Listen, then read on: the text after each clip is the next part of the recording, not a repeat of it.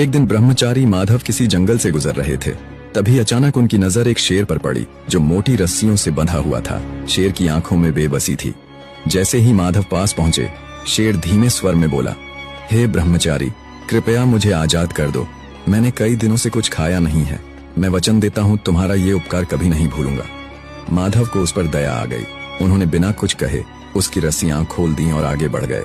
कुछ दिन बाद जब माधव एक शांत जगह पर विश्राम कर रहे थे, वही शेर वहां आ पहुंचा। उसकी आंखें अब निर्भीक थीं और वह सीधा माधव के सामने आकर खड़ा हो गया। माधव चौंके और बोले, तुम यहाँ? तुम इस तरह मुझे क्यों देख रहे हो? शेर बोला, मेरी प्रकृति है शिकार करना और इस समय तुम सबसे आसान शिकार हो।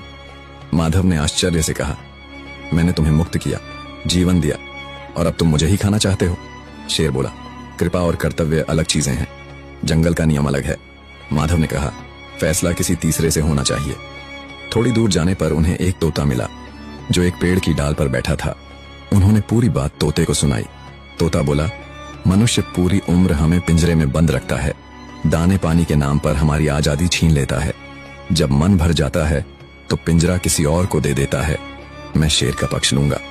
माधव चुपचाप आगे बढ़े। कुछ दूरी पर उन्हें नारद मुनि मिल गए। उन्होंने पूरे घटनाक्रम को विस्तार से सुनाया।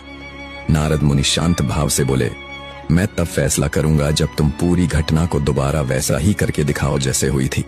माधव ने बिना कुछ कहे शेर को दोबारा उसी तरह रस्सियों से बांध दिया जैसे वह पहले बंधा था। जब रस्सी कस चुकी थी, नारद मुनि मुस्कुराए और बोले, फैसला हो गया।